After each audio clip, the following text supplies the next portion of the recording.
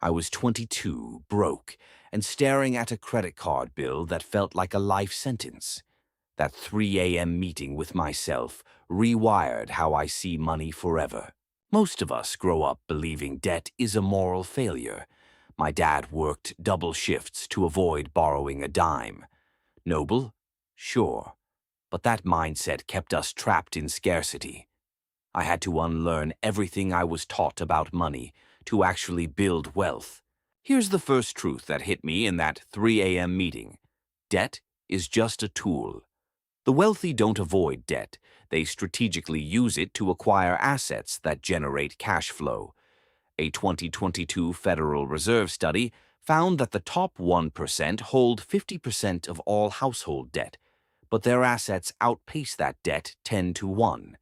They borrow to buy rental properties, businesses, or stocks, things that pay them while they sleep. Debt becomes a lever, not a leash. And here's what most people miss about leverage. Take Robert, a friend who bought his first rental property at 26. He borrowed $200,000. Terrifying, right? But that house threw off $1,500 a month in rent. Over 10 years, property values doubled. He sold for $400,000, paid off the loan, and walked away with $200,000 profit.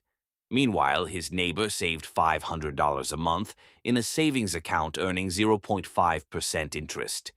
Guess who built real wealth?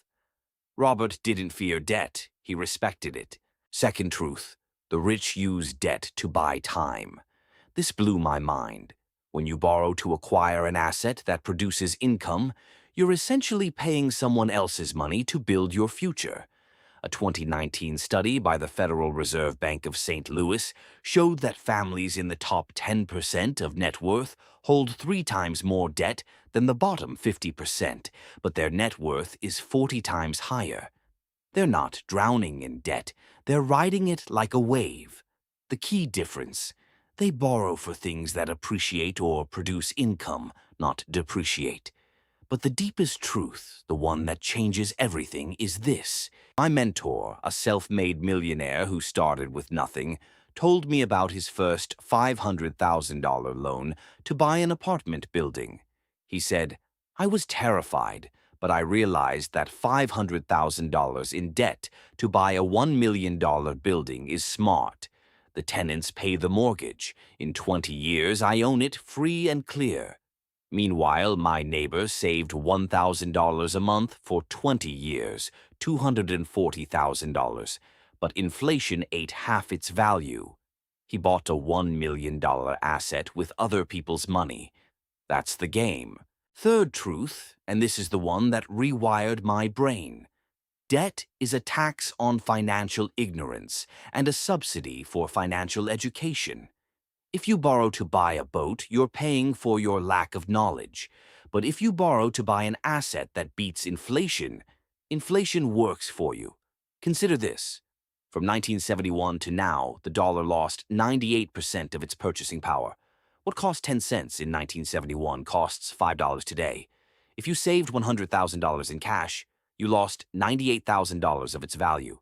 Meanwhile, someone who borrowed $500,000 to buy a house in 1971 paid that debt with devalued dollars while the house appreciated. The borrower got rich because inflation made their debt cheaper. Now, let me show you what happens when you ignore this. I once coached a woman named Sarah. She had $30,000 in savings, no debt, and felt proud. But she was renting an apartment and her savings earned 0.2% interest. Inflation was running 3% a year. Every year she lost purchasing power. I told her, "Your prudence is silently stealing your wealth." She reluctantly borrowed $200,000 for a duplex. Now her tenants pay the mortgage. 5 years later, she sold for $300,000 profit. The fear of debt cost her years of wealth. Her story haunts me, but it also inspires me, because it proves the lesson. Here's the synthesis. Debt is not the enemy.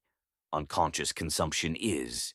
Every time you swipe a credit card for a meal, a gadget, or a vacation, you're using debt to buy a memory that fades. But every time you borrow to acquire a rental property, a business, or a dividend stock, you're using debt to buy a future that grows. Think of it like a garden.